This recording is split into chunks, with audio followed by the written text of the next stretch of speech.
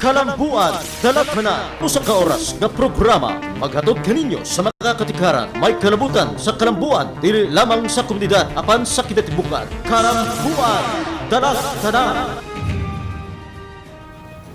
Davao, Mindanao, may adlaw. Inyo lagad sa Altichato dire sa Tulumanon, Kalambuan, Daratanan. Kinisa pa inyong higala sa kahanginan, Rafi Bermejo, may adlaw. Ang Kalambuan, Daratanan, gamatod sa mga importanteng impormasyon, mga isyu butang lusod doon nga ikaw.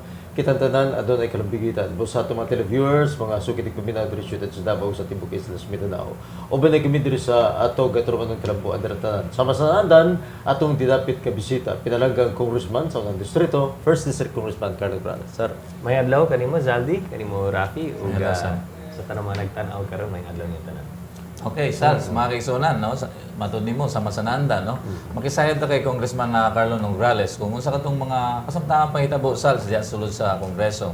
Ug makisayad sabta, no? Siyempre, kung unsa katong mga proyekto o programa nga ginapatuman karon ni Congressman Carlo Nograles dinhi sa unang distrito sa atong Dakbayan sa Davao ug siyempre pa masayron sab nato kung unsa katong mga balaod nun nga pending karon na sa Kongreso o ato sang tutukan katong mga pangutana sa atong mga tagsa-tagsa ka mga kabaranggayan. Sals. Congressman Carlo Nograles, pila na lang yun, no? Alas sa kasuran sa tan, pila na lang sessions ang nahibilin una mahuman ang tuig 2014. Well, magsugod mi balik November 17, no? Up to December 18 kana siya. So sa ato pa nami 5 ka semana more or less ang nabilin. Pero syempre dili man tanang adlaw sa matag semana kami naga-session. Ang sessions namo for bills of national importance nalang na siya sa Monday, Tuesday, and Wednesdays. And then ang local bills namo every Thursdays. So sa ato pa Monday, Tuesday, Wednesday, tulo ka adlaw times 5 weeks. So 15 session days mi para sa bills of national importance. And then kung local bills ang atong hisgutan, 5 ka Huwebes na siya. So sa ato pa 20 days na lang ang nabilin gikan sa pagsugod na balik sa November 17 up to sa December 18. Mao na lang na ang nabiling adlaw para sa tuig 2014 para diri sa 16th Congress second regular session namo for 2014. Ang November 17 hangtod December 19.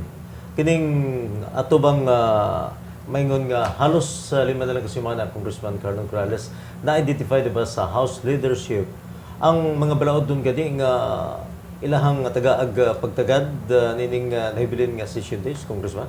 Well, ang top one priority gid namo is ang budget for 2015 na kinahanglan humanon tapuson ug mapasar gid namo ug ma-approve namo para dili ta mag-recycled budget.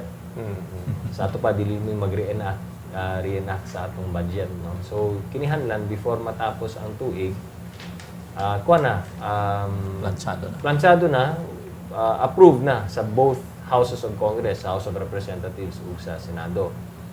Dito sa House, kung hisgutan nato ang pending business namo sa plenary, naa pa may nabiling nga 20 ka mga bills for second reading. Siyempre, samtang nagadagan ang among mga sessions up to December 18, December 19, napay mga moabot ay nga mga balaod nun for second reading. But as of now, ang pending namo for second reading is namin nabiling nga 20 House bills for second reading. So, appeal na diha ang katong economic chacha, or uncharted change on the economic provisions, ug kadtong anti-political dynasty bill. Appeal na sa 20 bills nato dira. Whether or not matapos namo ang 20 bills before the end of 2014, depende ka na. But aside from katong nga 20 bills na under sa kanang order of business namo, kung sa pag-priority, wala ko kabalo. Tingali kining pagbalik namo sa November 17, diha pa namo mahibaw-an kung unsa pay mga laing prioridad namo diha sa House before matapos ang 2014. Okay. Diya sa Committee on Labor, kung din ikaw ang chairman, Congressman Carlo, doon na po ba kay pangandaman liha nga imong prioridad sa imong committee ba? Yes, kay kung November 17 to December 19 na atong hisgutan, sa tinuod lang, naanalay tulo ka committee hearings ang nabilin for 2014 sa akong committee. Because every other week man ang among committee hearings. So sa ato pa, this coming week na ako'y committee hearing, then after ni Ana, week after next pa, then after ni Ana, katong last week sa among session. So 3 committee hearings na lang ang nabilin sa among komitiba for 2014. So ang strategy nako nini is dili na ko mag-hearing og bag-ong balaod nun or mga balaod nun na wala pa namo nahiringan. Tiwason na lang nako kung unsa to mga balaod nun na nahiringan na namo. Sa lakod ng pagkasulti, i-second reading na lang or i-second hearing na lang nako kato mga nahiringan na namo sa daan. Oh. Kay para ang gusto na ko mahitabo kay tulo na lang ka hearings ang nabilin sa among komitiba. Gusto na ko before mahuman ang 2014, at least na ipipila dito na ma-approve na namo sa committee. And mabuhatan na nako og committee report para ma-forward na namo sa plenary. So unsa man yung mga balaod no na sa tan-aw nako na ay tsansa, dakong tsansa na mahuman matapos namo sa among committee katong apprenticeship bill, no, na pending approval sa among committee.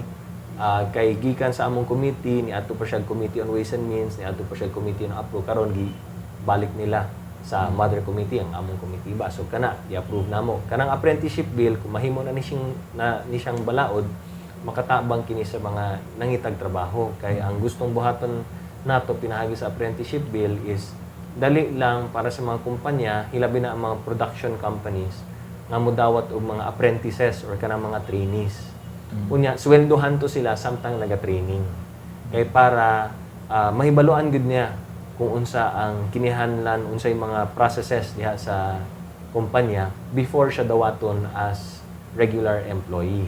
Unya pabor man pud to siya sa mamumuo tungod kay matagaan siya libreng training. Unya suldado pa gyud.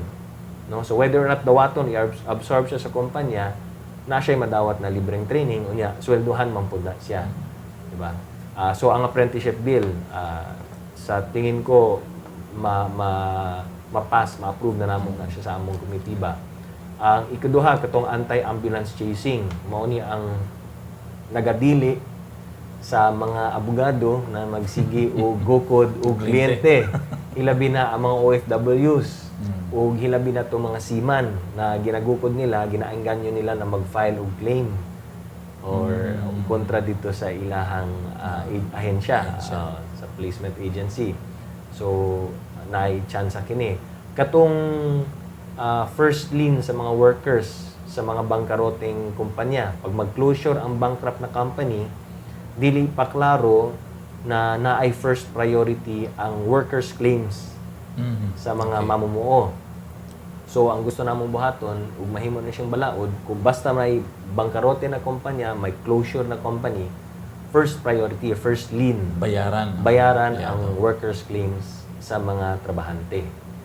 Kana siya. And then of course, ang katong bill na to nga ang appeals gikan sa NLRC diretso sa Supreme Court, dili na moagi og Court of Appeals. Na to siya i-tsansa. And then of course, ang katong balaod nun na mag-prioritize sa training sa mga mature or older workers, dili susama ni Saldi. Kanang mga qualified ko to. so katong mga medyo newer na, mga seniors, mga mature workers na atay balaod nun para ana. And then of course, katong balaod nun na mag-prioritize sa pagtabang sa employment sa mga persons with disabilities. Napunta siya tsansa. So sa kasamtangan, ang for second reading nako diha sa among komitiba, for second hearing namo, na mga I think about 20 ka mga balaod nun na gusto na akong tiwason tanan before mahuman ang 2014. Okay, medyo hapit na daw ang Pasko, Congressman Carlo. Mangutana namin ni Saldi kung unsa ni mahimo bang merry no ang Pasko sa mga empleyado diha sa house sama sa gihimo sa imong amahan no ni kanhi Speaker Boy Nograles sa siya pa ang speaker nga merry kaayo ang Christmas sa mga empleyado. Ang bonus. Bonus, yeah. Yeah. Actually, kuan man, to be fair kay Speaker Belmonte, kung sa may gisugdan nga Christmas bonus na nagihatag ni Speaker Boy kaniadto.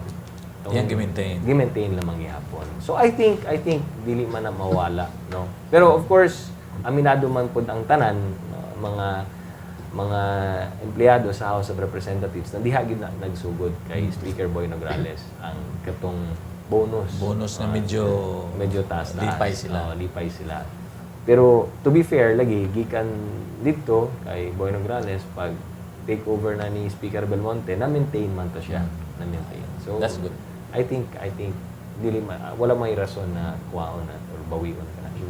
Okay. Gusto sab na kung ipangutanan ka nimo Congressman Carlo Nograles isip nga chairman sa House Committee on Labor kung angay bang hatagan og Christmas bonus og 13-month pay ang tanang mga empleyado regardless sa ilang employment status. Ang 13th month bonus Dals, required na siya. Mandated gid na siya sa naagid tay balaod para ana. So ang tanang mga employers required gid na sila maghatag og 13th month pay.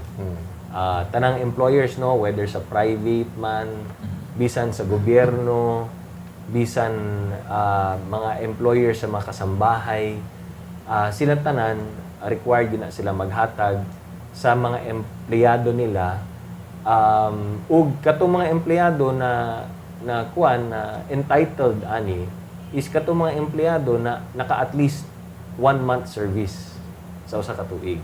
So sa ato pa basta worker ka, empleyado ka naka 1 month, at least 1 month service ka within the year, entitled gid ka nga mudawat og 13th month pay. Syempre katong naka full year mas buo tong 13th month. Pero katong mga 1 month lang ang service, intahay na hire siya November, niya pa December na ta, pro rata ang 1/12 ang madawat niya. Diba? So kini na siya sa balaod na kinihanlan ang atong ihatag nga 13th month pay para sa atong mga empleyado is kung unsay basic salary sa empleyado for the whole year, no? For the whole year, 1/12 ni ana. Mao na siya ang kantidad sa 13th month pay nimo.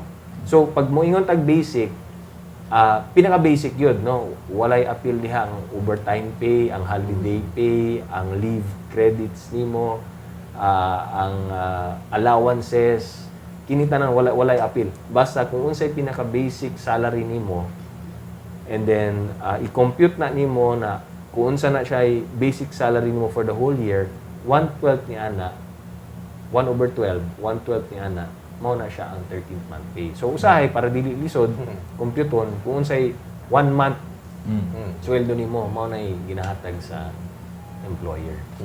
Kado sa ihatag sa amo ang gingong 13-month pay sa matrabante Congressman. Pero hanto sa amo o amo. Ang nakabutang na sa balaod na ang paghatag sa 13th month pay dapat on or before December 24.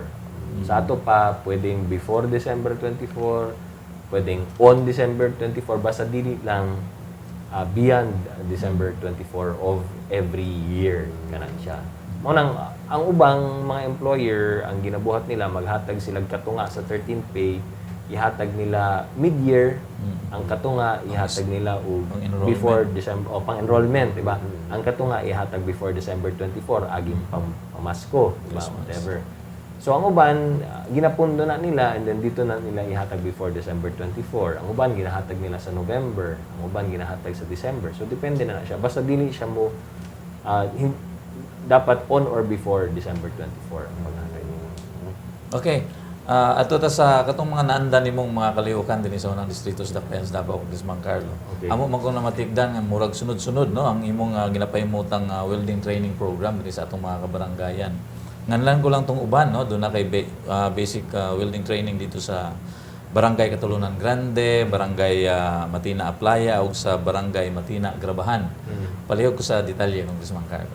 mao ni ang kwan Raf, mao kini ang every week kada semana. Weekly, Weekly gina siya, no? In fact, nahimo na ni siyang twice a week. Wow. Ang barangay welding training program nato, kung diin kita mismo dala-dala ang trainer, dala-dala ang mga equipment, dala-dala ang mga materyales ang nagaadto mismo sa barangay. Para dito ta mag-conduct og training. Aron ang atong mga trainees, dili na sila mamroblema sa ilang pamasahe, di na sila mamroblema sa ilang plite, kay dito mismo sa ilang area, dito mismo sa ilang lugar, ginahimo ang atong training. Unya, siyempre, libre na. Libre, walay bayad na. Libre na atong ginahatod o ginahatag diha sa matag barangay. And then, of course, kung kinsa may mag-graduate dito, kay basic laman na siya, no? Kinsay mo graduate dito, automatic, kung gusto sila magpadayon sa pag-eskwela nila sa SMAW, SMAW Shielded Metal Arc Welding, or SMAW NC2, pwede silang mangayo og scholarship gikan sa atong opisina. So, mao ni ang ginabuhat nato nga every week, that's why every week aduna kitay graduation sa basic welding. Okay. Mangutana po ko, isip follow-up, Congressman Carlo, kung unsa itong mga criteria sa imong pagpili sa mamahimong partisipante sa kanang maong welding training program, Congressman? Well, ang kuana mo is every barangay maghatag yun mi og training. Unya, it so happens na kada barangay na amantay mga leaders diha. So amo ning gina-promote pinaagi sa ato mga leaders. So mga leaders sila pud ang nagasulti o nagabalita ani dito sa ilang mga constituents sa barangay.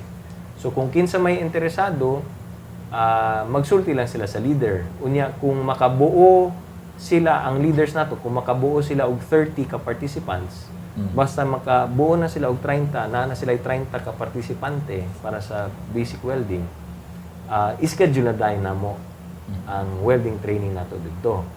So usually Monday na siya up to Friday, 8 hours per day, no? Monday to Friday niya ang graduation namo, Saturday.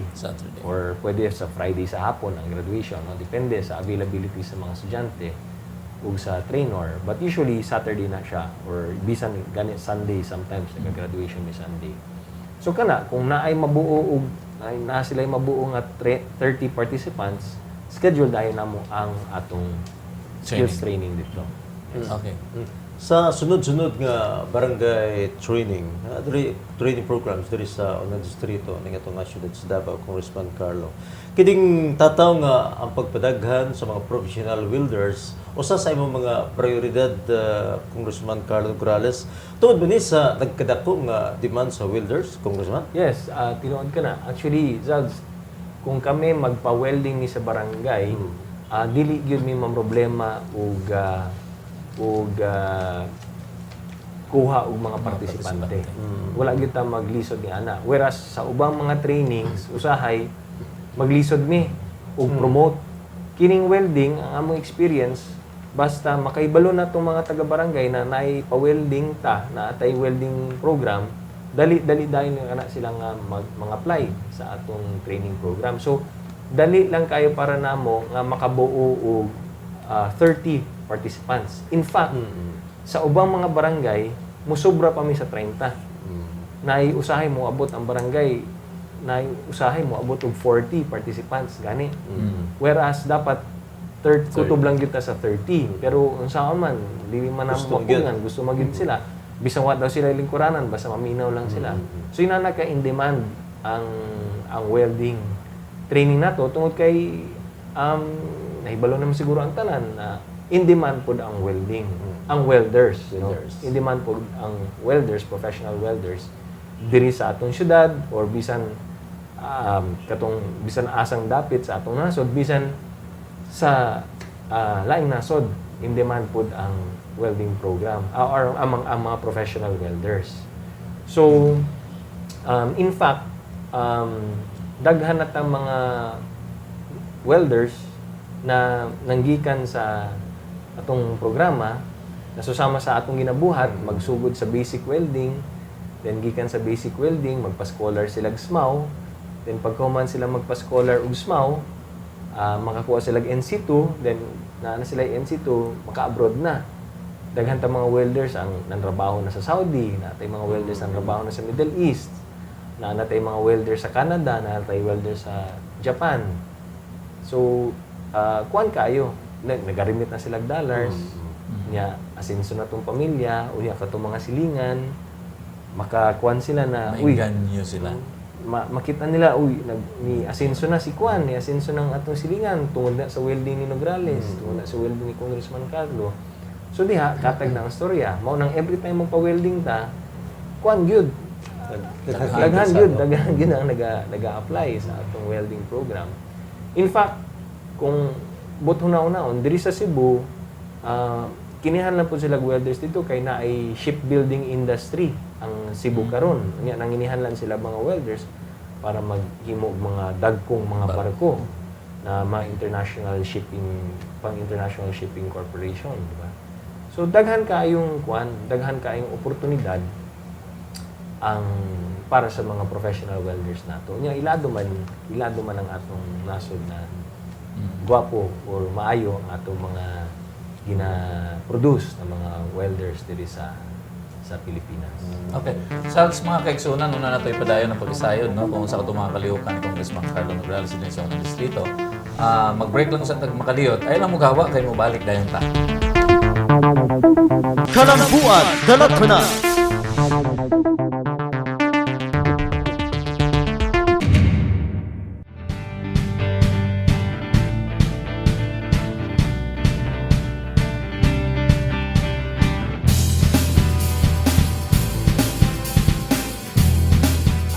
Ako si Cheska May Culada, 18 anyos, nagpuyo sa Matina Playa, Davao City. Ako naadre karon para mga-apply para makatabang sa akong pamilya para sa among daily needs. Ay ako diri kay na mga alas 9 sa buntag, nang-apply ako diri as sa NCC Mall Maa. Naningkamot ako nga makasulod og trabaho para matabangan ako akong pamilya sa mga kailangan, sa mga daily needs. Ay ako usa ka broken family. Daghang salamat sa Judge Spur nga gidala ni Congressman Carlo Nograles dinhi sa Barangay NCC Mall. Tungod nana nakatrabaho nako sa kumpanya nga Starboard Manpower Services. Isip usa ka promodizer. Ako si Chesamay Culada karon nana koy kay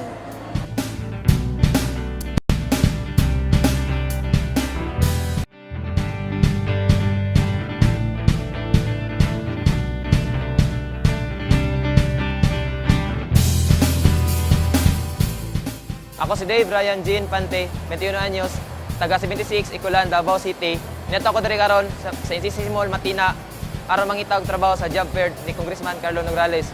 Neto ko diri gahapon mga alas 11 sa buntag aron mga-apply og trabaho kay nabdunggan ako sa akong classmate na naay job fair na ginabuhat diri sa NCC Mall para sa job fair ni Congressman Carlo Nograles.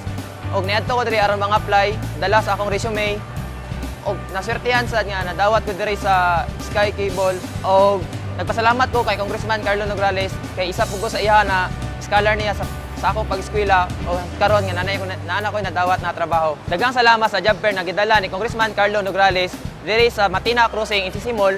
Tungod niya ni nakatrabaho ko sa Sky Cable isip isa ka customer service. Ako si Dave Ryan Jean Pante karon na ako'y K.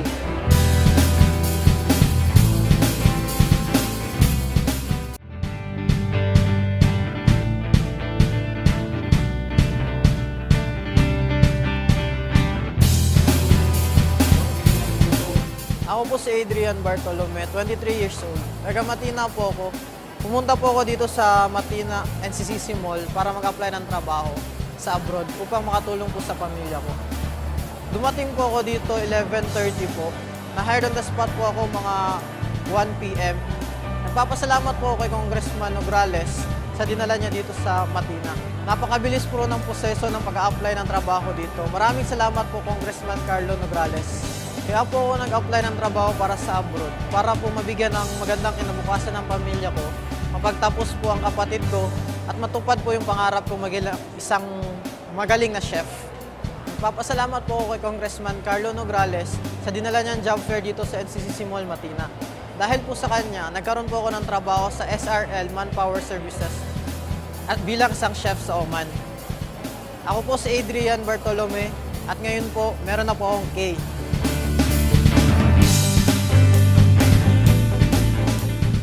Kalambuan, Dalatanan. Balik ta sa atong programa ang Kalambuan Dalatanan. Mga kaigsunan, padayon na ang atong pagisayod kung sa katong mga kalihukan ni Congressman Carlo Diniso ng distrito sa Dakbayan sa Davao. Salz, may mga higil. Atol gyapon sa inyong break Congressman Carlo Nograles. Amo na saran nga doon nagkaigipimutan nga emergency employment. Alang na ito ganing mga nahimong biktima sa kalamidad. Pabor pasabta ang ating subay diri sa ating tulumanon. Kalambuan Dalatanan sa mga programa Congressman Carlo. Yes, padayon lang gihapon kita sa katong emergency employment program nato. Kauban nato diri ang Department of Labor and Employment. So ika third batch na namo kini aging pagtabang nato sa mga biktima sa dakong sunog nga nahitabo diri sa Boulevard area ug kining mga biktima sa sunog diha sa St. John, Bukana. So kining emergency employment program mao ni ang programa sa Department of Labor susama sa programang ginabuhat nila dito sa naigo sa Typhoon Yolanda ug katong mga naigo sa dakong linog sa Bohol ug sa ubang pa mga kalamidad nga mahitabo diri sa lain-laing dapit sa atong nasod, no? So ang katwiran nato ani murang katwiran sa dole ani is syempre nasabtan man nato, no, na kung dunay mahitabo nga kalamidad sa usa ka area ang primerong maapektuhan gyud diha is ang pantrabaho, ang pagtrabaho sa atong katong mga biktima, di ba? Kay syempre una man gyud ang pagplaster nila silang pamilya, una man gyud ang pagplaster nila silang magkagamitan. So dili gyud na sila katrabaho. Mao nang sulod kung ina ang sitwasyon, sulod dayon ang gobyerno. Ay ikatabang sa gobyerno,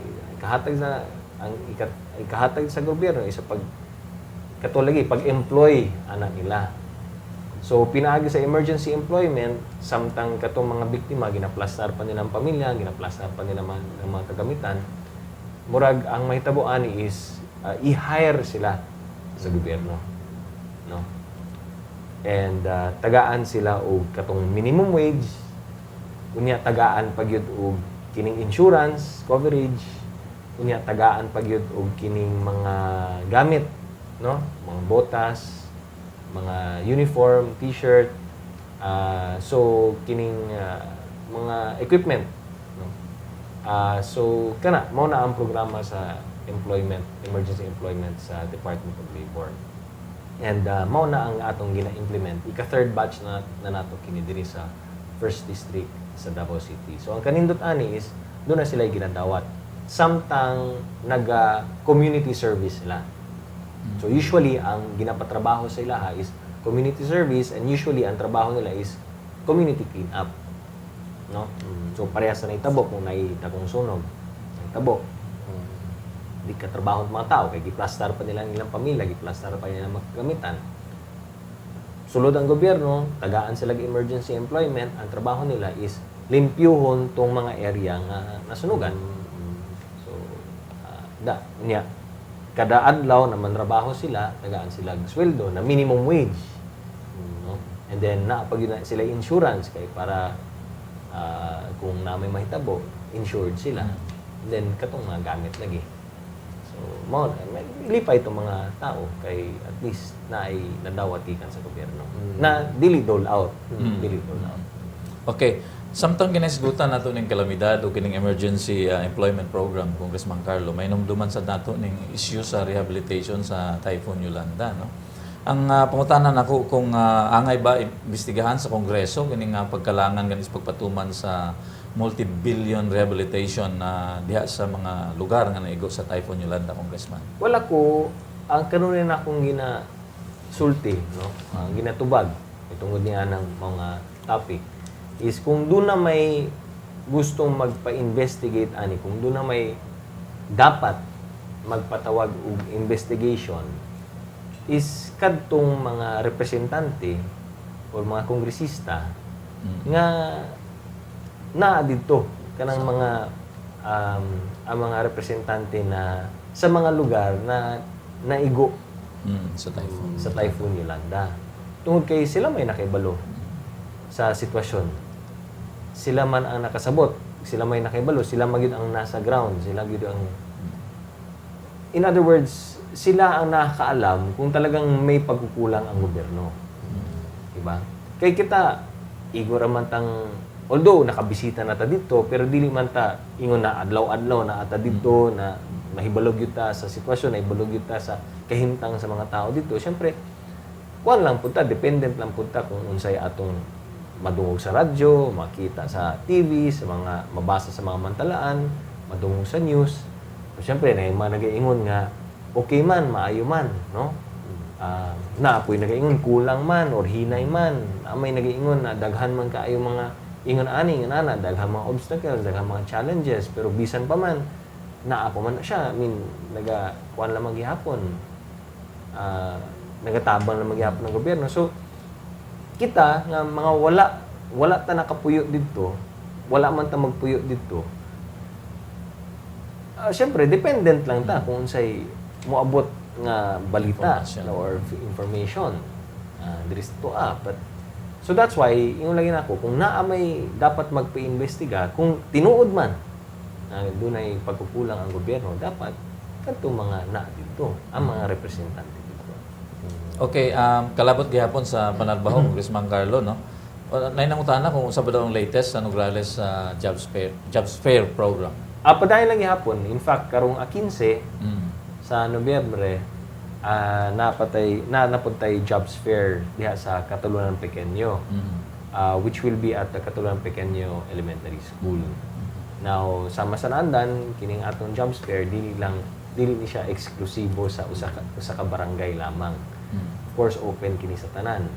So, bisan dili taga Pequeño ka, dili ka taga Pequeño, naaba ka diri sa Davao City, bisan taga laing syudad ka, laing probinsya ka, open kini para ug alang sa tanan. And of course, para sa Jobs Fair, kinihanan pag-abot nimo dito, dala-dala nimo ang imong biodata, imong resume. And then dito, na ang tanang mga klase-klase mga employers na ata dito.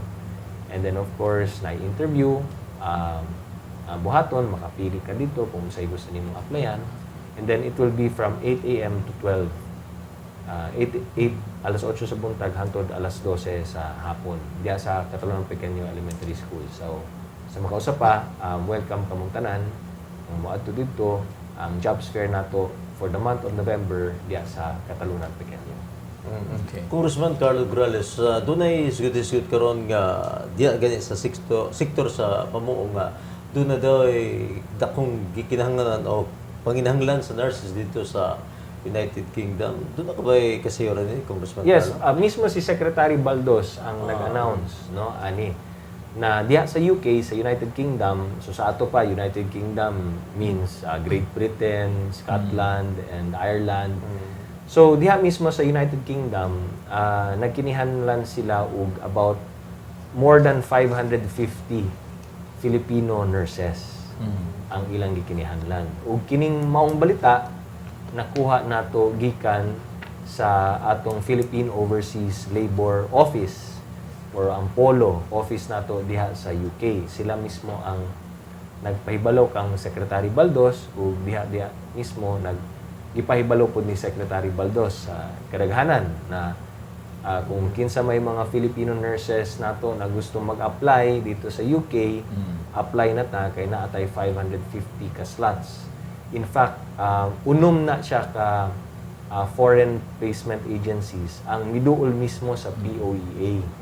So sila ang nagsulti na naa sila yung mga bakanteng position for Filipino nurses. And then kung isuma total nimo ang tanan, naatingali sa 554 slots ang available for Filipino nurses diya sa UK. Kay ang nahitabo man gud ani Zalds o Grafi is diya sa UK daghan na mga British nurses ang nag-retire.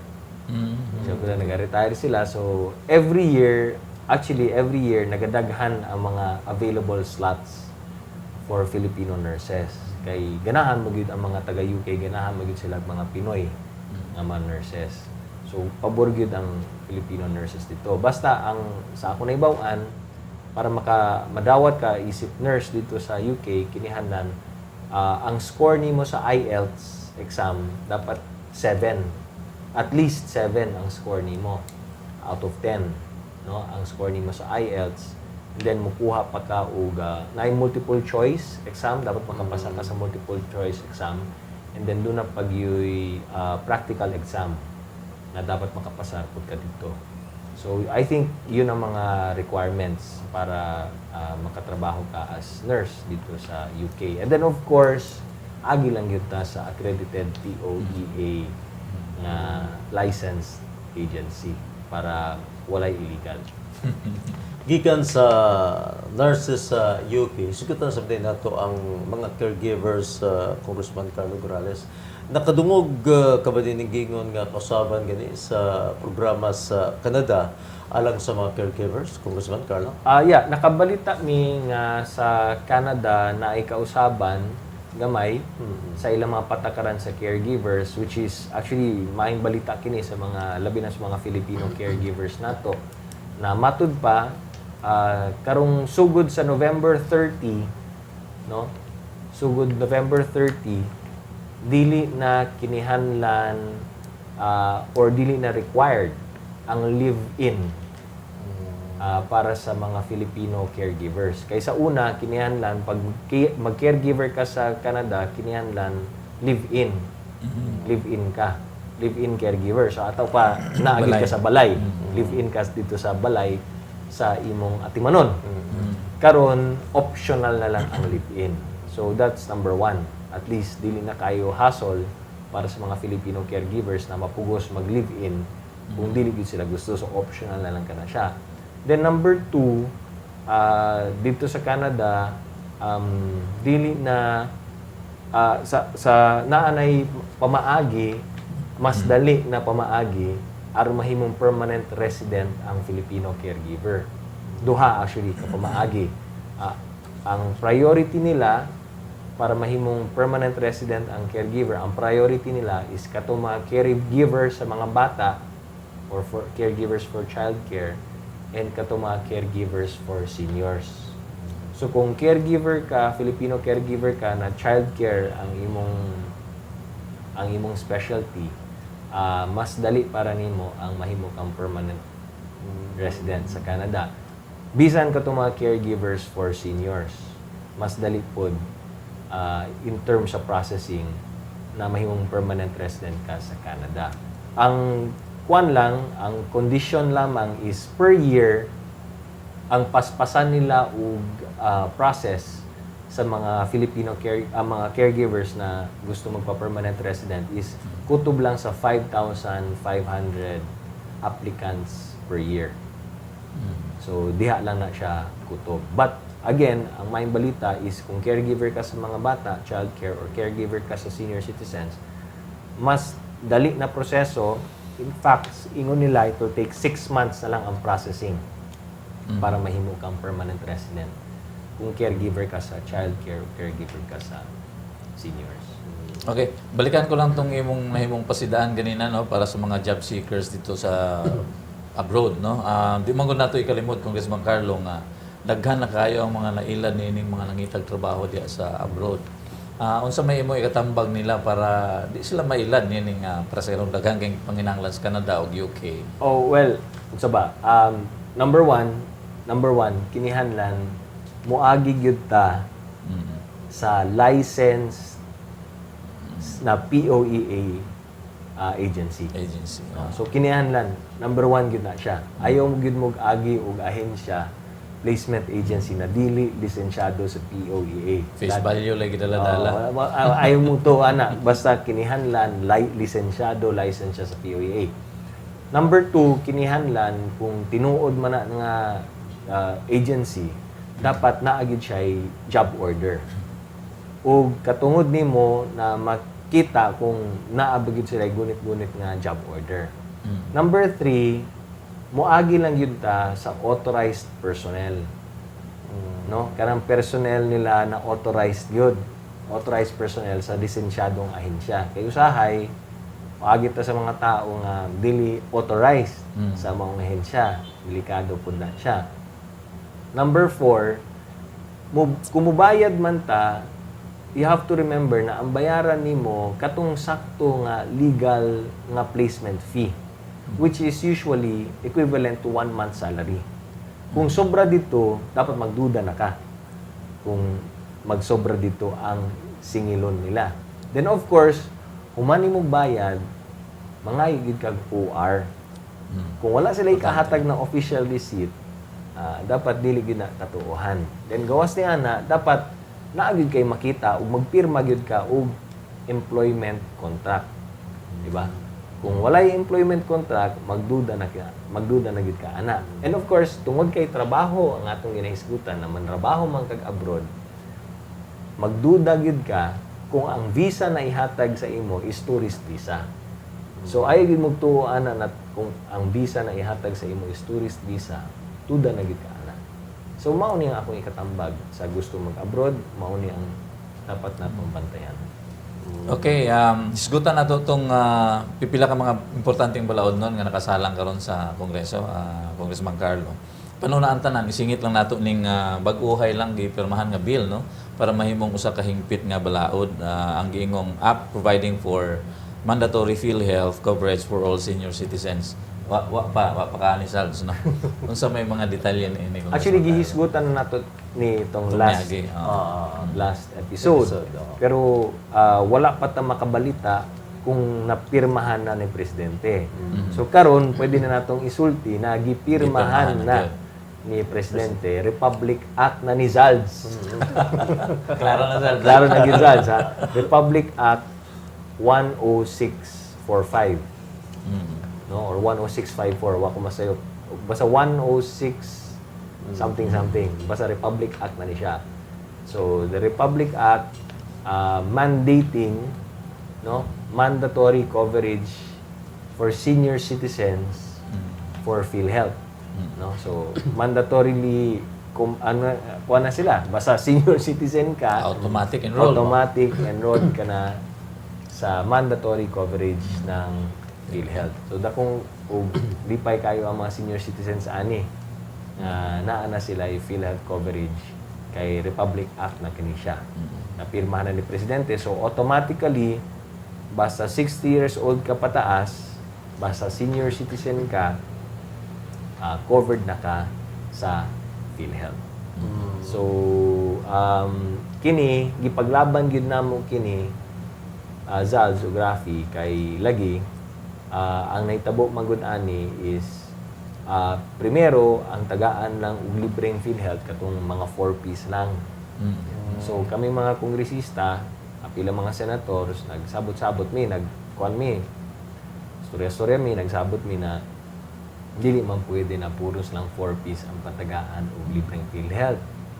So naapoy mga laing sektor na kinihanlan at manon pod sa gobyerno ug tagaan pod nato og libreng PhilHealth.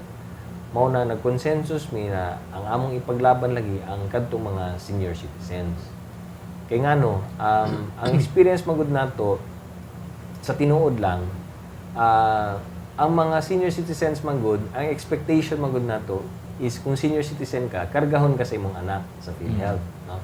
Kaya siyempre, kung ikaw, PhilHealth member ka, pwede man nimong himuong beneficiary ang imong ginikanan na 60 years old pataas, di ba? So, ang expectation nato is katong mga anak na karga sa PhilHealth, i-appeal po nilang beneficiary ang ilang mga ginikanan. Hinuon, kung magtiayon na siya, no, ibutang nato ang lalaki, ang bana, member sa PhilHealth, siyempre, automatic, karga niya iyang asawa, karga niya itong mga anak niya, karga po hasta itong mga ginikanan niya 60 years old pataas. Ang problema, Ang asawa. ang ginikanan sa asawa, dili makarga. Okay? Naapoy mga instances na katulagi, PhilHealth member ka, pero wala nilagi appeal ang mga senior citizens as beneficiary nila. So, luwi po itong mga senior citizens. Diba? And then, ang gihimo sa gobyerno is, sige, kung indigent ka nga senior citizen, karga ka tagaan ka og libreng PhilHealth sa gobyerno. Pero katulagin, debate pa kung indigent ba ni, dili ba ni indigent, porpis ba, napahingaan ng klase ng istorya. So, para kumano na nato, tapuson na nato tanan, gihimo na nato, o sige, pobre man, madato man, 4-piece man, dili man 4-piece, basta senior citizen ka, appeal ka diha, entitled ka, mandatory coverage sa PhilHealth. Mangutan na lang dahil ko, Congressman Carlo Morales, pila, unsa ba kadaghan ang mga senior citizens? Unya, diri sa atong nasod, nya, pila pud ka ang way PhilHealth dito sa maong kining gingong nga senior citizen. Base sa computation sa gobyerno, National Statistics Office, PhilHealth records nato, ang nakita namo is ang suma total sa senior citizens sa tibok nasod nato, mukabat na siya o mabot na siya 6.1 million. 6.1 million Filipino senior citizens. Ang member sa PhilHealth na senior citizens is naalang sa 3.9 million. Kasamtangan, senior citizens na member sa PhilHealth or beneficiary sa PhilHealth. So, sa ato pa, napay nabiling nga 2.2 million na mga senior citizens na walay PhilHealth. With this now, na napirmahan na ni President Aquino, kining Republic Act, ang tanan na. So, hasta itong mga 2.2 million na senior citizens na Filipinos na walay PhilHealth, apila na siya. So, ang tanan, 6.1 million senior citizens, karga na siya. Mandatorily cover na sila sa PhilHealth. Kayo sa pwede mapahimos lang gani sa atong mga senior citizens ang benepisyo sa mga balaod, Congressman Carlo? Well, matod pa, ang nakabutang man sa balaod, no, na ang effectivity date, no, ang effectivity sa maong balaod is 15 days from publication sa official gazette. Okay. So, napirmahan ni siya and then gi-publish sa official gazette last November 5. So, kung 15 days after November 5, sa ato pa, November 20 effective na ni siya. So, ang atong panawagan sa mga Nyor, ayaw mo sulod og hospital before November 20. Ulat lang tag November 20 ha. Pag November 20 dito pwede na. Kay ang kuana mo, ang idea na mo ani is basta naa kay ikapakita nga proof or evidence nga senior citizen ka, automatic kung naa ka sa hospital, covered ka sa PhilHealth. So, in fact, dili kinihanlan nga magpakita kag senior citizen ID, di ba? Basta bisan birth certificate tingali. Na pwede nimo ipakita as proof nimo, evidence nimo na senior citizen na ka, dapat covered ka sa PhilHealth. Number one, kung senior citizen ka, dapat dawatong ka sa hospital. Actually, obviously, dapat dawatong maging ka sa hospital. Pero na may mga hospital na mga ipag PhilHealth. O karon, dili na, kung senior citizen ka, dili na kinahanglan pakita dili na kinahanglan magpakita ka og PhilHealth card. Bisan proof na senior citizen lang ka, pakita nimo dito. ID. O, dawato na ka sa hospital. Gawas ni ana, paggawas sa imong bill, before mo gawas ang billing nimo, pakita lang dito sa hospital na senior citizen ka. Aron, dili lang katagaan og katong discount, kundi i-appeal po kaltas dito, i-process nila ang deduction sa PhilHealth dito sa imong billing. Okay. Sa mga kaigsunan, daghan pa tayong mga balaod nun nga atong sayron kay Congressman Carlo Nograles. No, apan na mag-break lang sa ikaduhang higayon, ay lang mo gawa kay mo balik man dayon ta. Kalambuan, dalag ko na.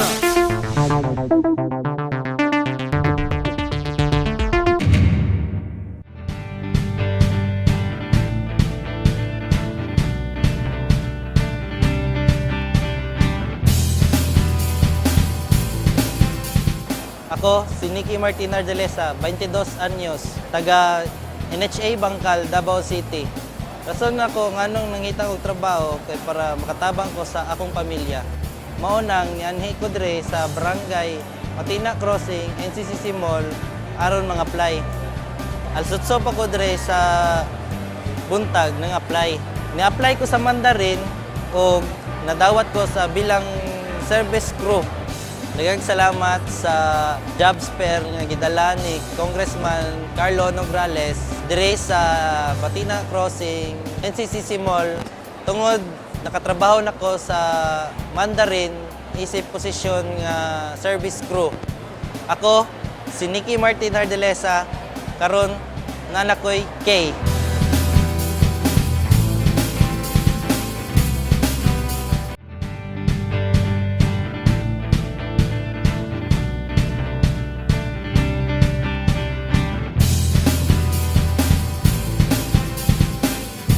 Ako si Ernesto Malya Jr., 21 anyos, lumulupyo sa Barangay 30-C.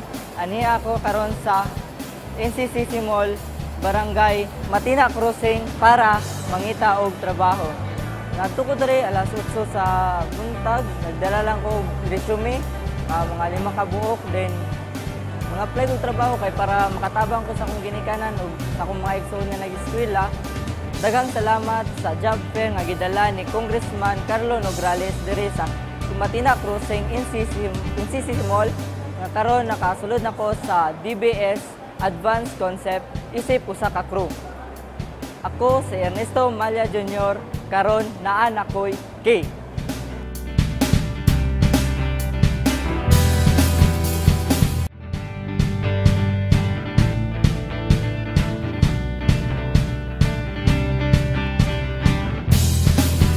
Ako si Albert Tangailangay, 31 years old, taga Ilinita Heights, Catalonia Grande, Davao City. Yan ko diri aron sa pagpang-apply aning job fair o wajud ko na dahom nga nadawat dayon ko on the spot. Ang rason ako sa akong pagpang-apply tungod na nakoy trabaho aron makatabang ko sa akong pamilya kay paedyo kayo og trabaho. Wala kay gusto paliton. Wala kay mapalit. Wala kay makuot. Una nga na-apply jud ko diri. Daghang salamat sa job fair nga gidala ni Man Carlo Nograles dinhi sa Matina NCC Mall. Tungod niya na nakatrabaho nako sa Makati Development Corporation isip usa ka lineman pintor. Ako si Albert Langay-Langay karon naa ko'y K.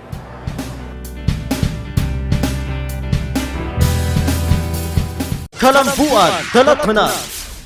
Balik ta sa atong programa ang Kalambuan Dalatanan. Mga kaigsuunan ang atong gihisgutan kanina, no, katong balaod nga maghatag og libreng PhilHealth sa mga senior citizens. Karon atong hisgutan ang balaod nun nga maghatag pod og pre-employment privilege, no, para sa mga kabos.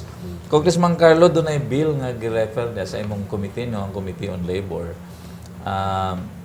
Doon na day nagsugyod nga maghatag og pre-employment ngadto sa mga kabos. Murag nindot ni Congressman Carlo.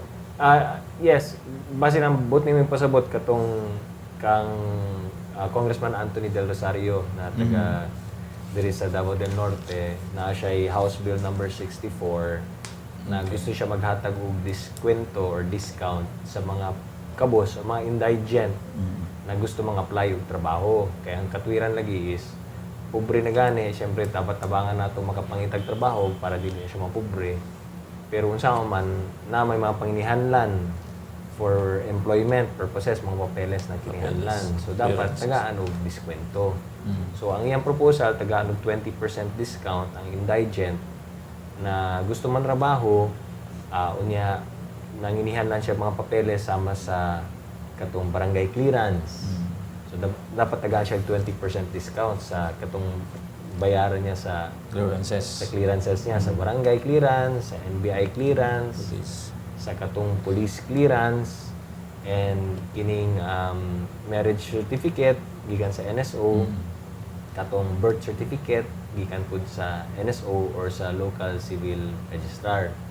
So dapat na ay diskwento ng 20% para dili maglisod tong indigent. Pero para maka-avail ka ana, dapat certified indigent ka gikan sa DSWD.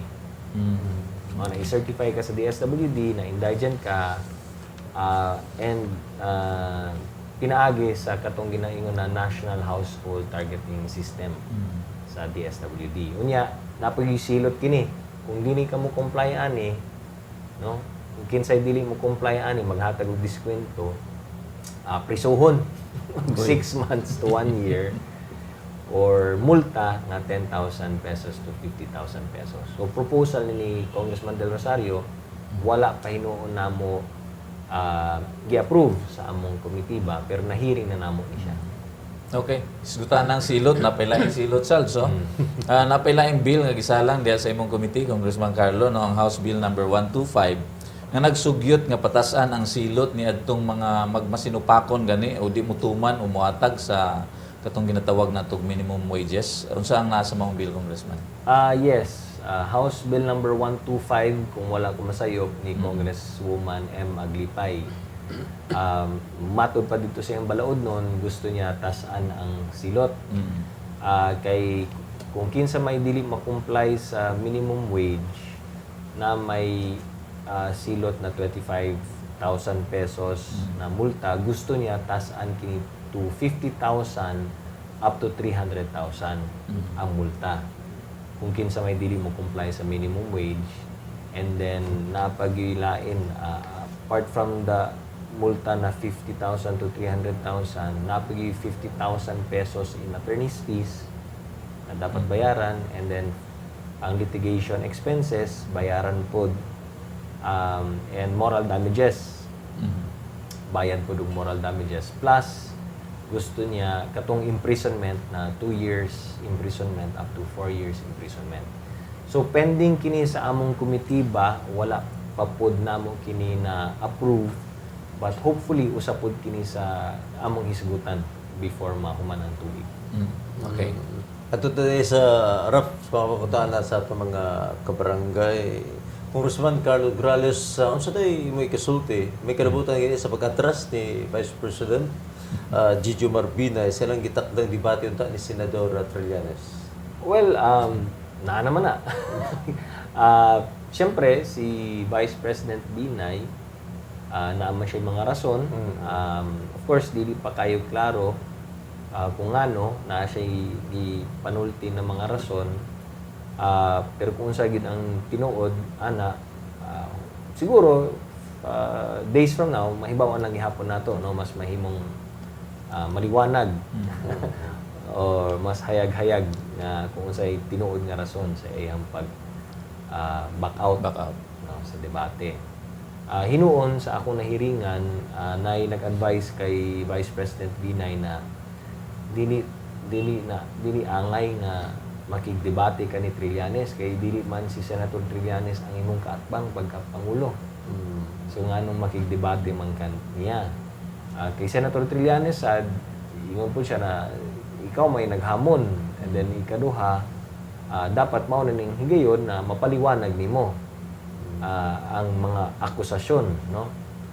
Katong mga accusation, mapaliwanag nimo sa katawhang Pilipino. Pero maulagi ka na, gusto po sa kampo po ni Vice President Binay, ingon po sila, dili ni ang proper forum, kung magpaliwanag man ko, dito na lang sa korte, kung mabot man ta dito. So, anyway, naman na.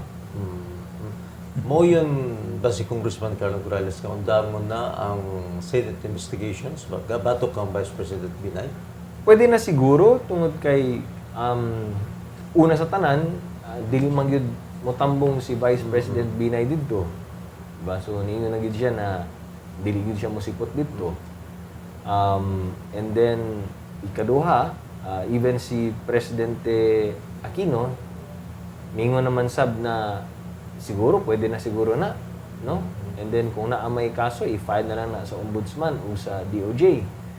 Kay naapay daghang problema na dapat natong, dapat ay mga daghang dapat i-prioritize, matod pa ni Presidente. And hinuon, isip ko sa kaabogado, I think the proper forum should really be sa Ombudsman or sa DOJ. Ang problema lang magud-ana, kung i-file na nila dito sa DOJ o sa Ombudsman, mahulog na siya sub judice. So sa ato pa, kung naanay kaso, bili na angay ug pwedeng hisgutan sa usa ka congressional inquiry. And then karon, syempre, sometime na congressional inquiry, libre ang coverage, front page pirmi, na retrato pirmi, na media pirmi, gina-cover pirmi, ginahisgutan pirmi. So, somehow, it's also political.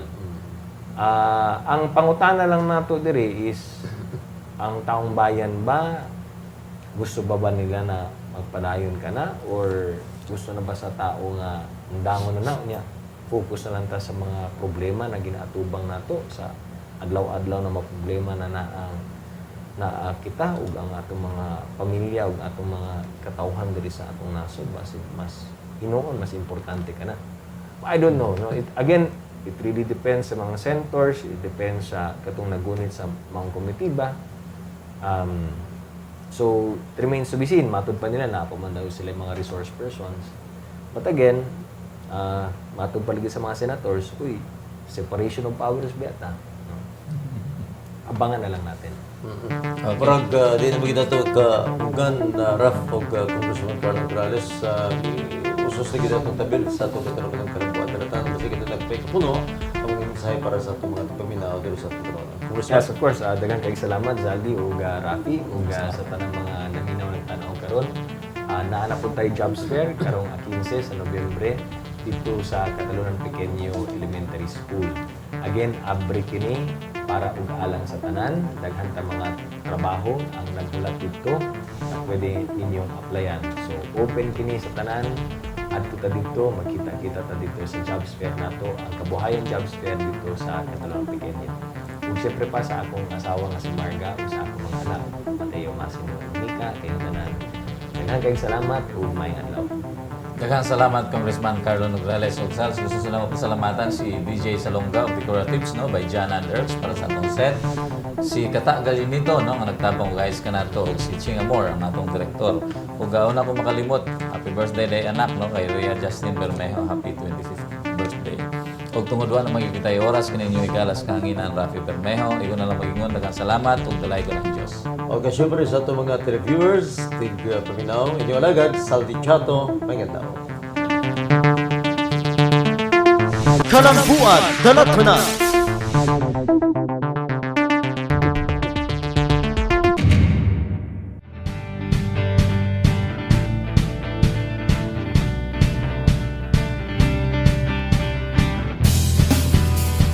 Ako po si Sheila Grace Marie, 20 years old, nakatira sa Fatima, San Pablo, Matina, Davao City. Andito po ako ngayon sa NCC Mall of Davao, kung saan may nagaganap na job fair. Dito po ako para mag-apply ng trabaho. Bilang breadwinner ng family, kailangan kong matulungan yung parents ko at mga kapatid ko para makapagpatuloy ng pag-aaral. So, andito na ako mga 9 a.m. ng umaga, kapag register. Tapos nun, punta na ako dun sa mga urgent hiring ng mga agencies. So fortunately na hard on the spot ako sa 611 call center agency as a call center agent. Maraming salamat sa job fair na handog ni Congressman Carlo Nograles dahil sa kanya natanggap ako bilang isang call center agent sa 611. Ako po si Sheila Grace Marie. Ngayon, meron na po akong K.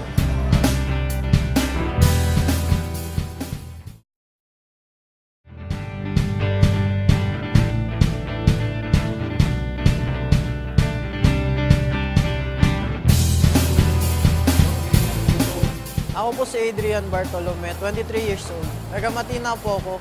Pumunta po ako dito sa Matina NCCC Mall para mag-apply ng trabaho sa abroad upang makatulong po sa pamilya ko. Dumating po ako dito 11:30 po. Na-hired on the spot po ako mga 1 p.m. Nagpapasalamat po ako kay Congressman Nograles sa dinala niya dito sa Matina. Napakabilis po ng proseso ng pag-a-apply ng trabaho dito. Maraming salamat po Congressman Carlo Nograles. Kaya po ako nag-apply ng trabaho para sa abroad, para po mabigyan ng magandang kinabukasan ng pamilya ko, mapagtapos po ang kapatid ko, at matupad po yung pangarap ko isang magaling na chef. Nagpapasalamat po ako kay Congressman Carlo Nograles sa dinala niyang job fair dito sa NCCC Mall, Matina. Dahil po sa kanya, nagkaroon po ako ng trabaho sa SRL Manpower Services at bilang isang chef sa Oman. Ako po si Adrian Bartolome at ngayon po, meron na po akong K.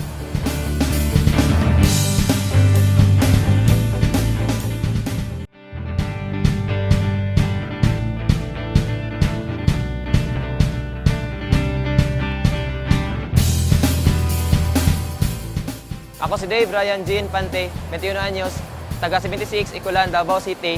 Neto ako diri karon sa NCCC Mall, Matina aron mangita og trabaho sa job fair ni Congressman Carlo Nograles.